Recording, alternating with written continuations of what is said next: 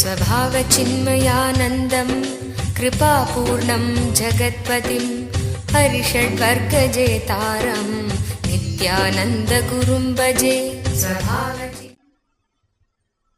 Gadakasha, the space which is covered by your body, the space which is covered by your body is not dead as you think. It's not like other matters. The earth, water, the five Panchabhutas, earth element, water, then fire, then air, then space, ether. In these five elements, all the other four are not, they will not be able to relate with consciousness. One becomes more subtle than the other, but they can't reflect consciousness. Only space can reflect consciousness. Only in space consciousness can reflect. Step by step, if you understand, you will be able to understand. In the first Prithvi is Annamaya Kosha, means your body, physical body, flesh, blood, bone, the physical body. Second, Jalatattva, water, principle. Water is the life which is running, constantly moving.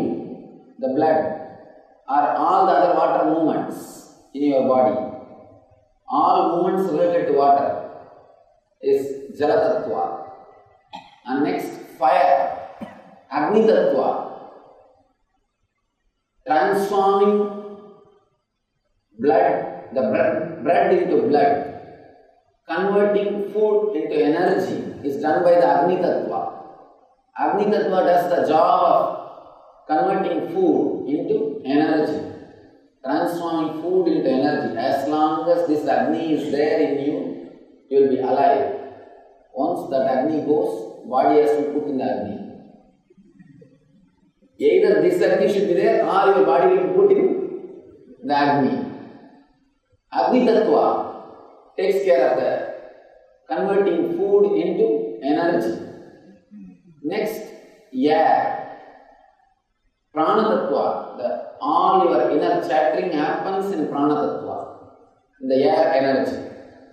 Not only the air circulation, the pranic movement, even the inner chattering happens because of the air energy. Just try to stop your breath for a second, you will not be able to think. Your thinking will stop. Every word which raises in your inner space needs air, prana. Somebody asked me a question, Swamiji, what is the difference between air and prana? Air is like a vehicle, prana is like a stuff which is delivered. A lorry comes inside the compound, delivers the products and goes back. Same way, air comes inside, delivers the prana to body and goes back empty. Prana is the subtle energy which you receive through air. Yogis have mastered the art of receiving the prana directly from ether without using the air as vehicle. That is why there are so many yogis who bury their head and meditate, breathe, they live for even days. If you go to Kumbh Mela, you will see all these things. Kumbh Mela is the place where you can see the great powers expressed by yogis are great powers achieved through yoga sadhana. I have seen in Kumbh Mela people sitting inside under the ground. They will be covered for 3-4 days. After that they will come out. Of course, to express, to exhibit the powers which can be achieved by yoga sadhana. There are are so many yogis I have seen, they bury their head underground. They just bury their head. But they will be alive. They are able to breathe. This shows you can take the prana directly without using the air. Air is just a vehicle. Air is just a vessel. Prana is the stuff. You can take the prana directly.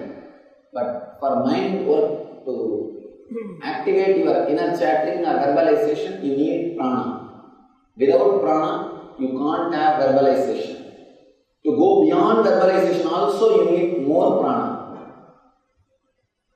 Fifth, the last ether, the space. Ether or the space is the space where visualization happens. 5 things. Annamaya. Annamaya is the physical body, which is bone, and this physical structure, Prithvi, matter. Second, Jala, water. That's the life which is circulating in you, in the form of blood and purification. All the activities related to water. Third, Agni.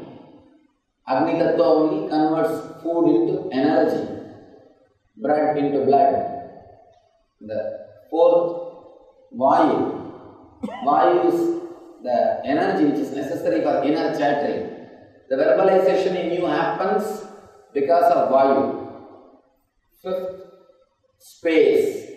The visualization, understanding, intelligence, buddhi happens in space.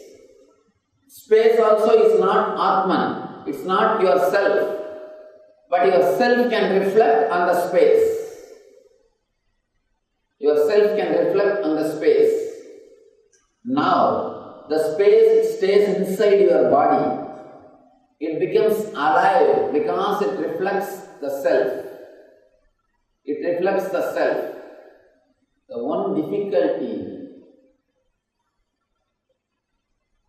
it doesn't realize it is not limited. It starts thinking, it starts feeling, it is limited to this body. It is limited to this body. It's like a reflection in the water, the reflection of the sun in the water pot. There are 10 water pots. In one water pot there is a reflection of a sun. That reflection starts thinking. It is inside the pot. It is covered by the pot. The reflection starts thinking. The pot is its boundary. Same way, the Atman's reflection, yourself, the reflection of yourself which is inside this space starts thinking, you are bound by this boundary, you are bound by this border, you are bound by this skin. If you are bound, if you feel you are bound by the skin, you will feel constantly the suffocation. Constant suffocation will happen in you. Because of constant feeling of suffocation only, you are constantly feeling the irritation. Be very clear. When you were studying the young age, you thought you will be settled, relaxed, happy after you get your job. After you get your job, you always imagined, visualized, once you are married, you will be settled, relaxed, happy. After marriage, you know, somebody said, Swamiji, me and my wife, both of us lived happily for 18 years. I asked, then what happened? Then we both met each other. You know, and after marriage you think, if something else happens, like having a house or having a child, you will be settled and relaxed. You are constantly postponing. What you visualize as settled space, a relaxed space, never becomes reality. It cannot become reality as long as you believe you are bound by this boundary. You feeling that you are bound by this boundary will not let you relax. You are by your nature Purna, means the fulfillment, the whole. You can't relax till you experience that Purna, till you experience that Purnatva, till you experience that wholeness. Unless you experience that wholeness, you will not be able to relax. Fortunately, God has designed your system such a way you will not feel complete till you become enlightened. That's good. Otherwise, you will stop on the way. We stop on the way. Somebody goes to Ramana Maharshi and asks, Bhagavan, why don't you give me some powers? Miracle powers. Bhagavan says, the powers which you are having already, that itself is driving you crazy. You are not able to sit peacefully. You are not able to sit happily. You are not able to handle it. If you can handle all the powers which you are having already, means you can have, you have many powers, small powers. You can employ 2 workers. You can remove 2 persons from job. There are all these powers available to you. You are not able to handle these powers itself peacefully. If you can handle these powers in a responsible way, peaceful way, you will not have thoughts about them. See, this is the scale. You are healthy means you will not remember the body. When the shoe fits, leg is forgotten. When the belt fits, belly is forgotten. When the chain fits, neck is forgotten. Forgetting is the scale that you are comfortable with it. You will not remember it. Now you have small powers. You are remembering about them constantly means you are not able to handle them with maturity. You are not able to handle them in a responsible way. That is why constantly you have to think about it. You are reminded about it. Bhagavan says, already the power with which you are living, you are suffering. Why do you want more power? Means more suffering. Instead of asking for Shakti, ask for Buddhi. Instead of asking for Shakti, ask for Buddhi. Beautifully Bhagavan explains, Shakti without Buddhi will become destruction for your own self. Kundi asks, O Lord, let all the sufferings come to me. Krishna says, do you know what you are asking? It will happen. Why are you asking this? Kundi says, with sufferings, constantly I will remember that I have not yet achieved what I am supposed to achieve. I will be reminded about my goal. I will be reminded constantly that I have something to do. I have to do my journey. My journey is not over. Constantly, I will be aware that I need to travel, I need to remember, I need to grow. I need the fulfillment. Without suffering, I may forget. I may stop my journey. I may not have enough inspiration to do my journey, to continue my journey.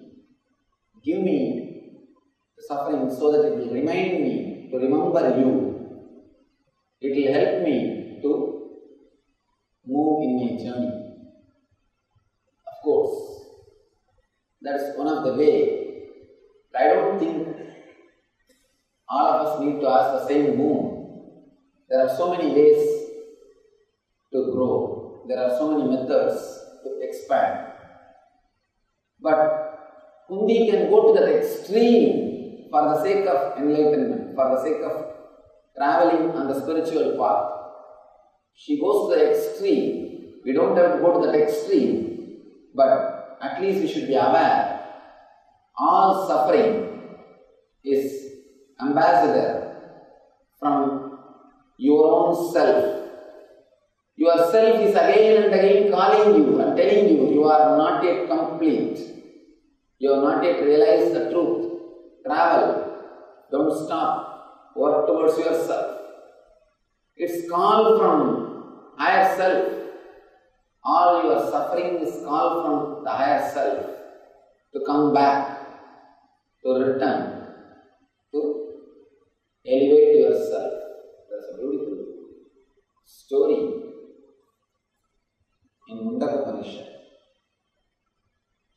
There are two birds, one sitting silently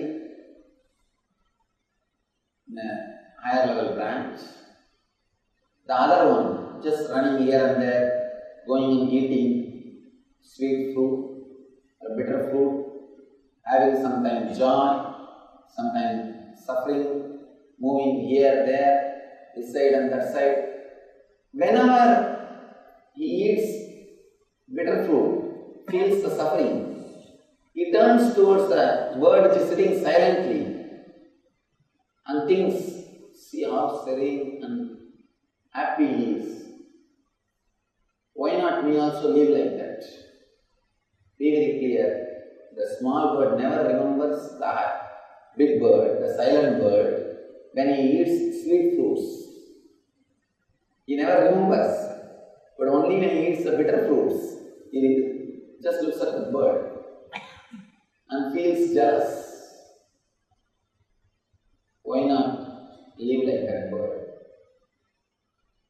Slowly, after eating bitter fruits many times, after having enough intelligence, after being taught by life, this bird starts moving towards the big bird, silently sitting, serene.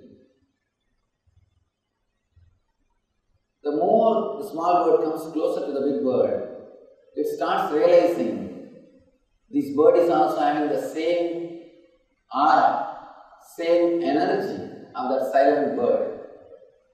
When the small bird comes too close to the big bird, it realizes this bird is very part of the silent bird. The more it came close, it suddenly realized there are no two birds. The small bird is only a reflection. It was only a reflection.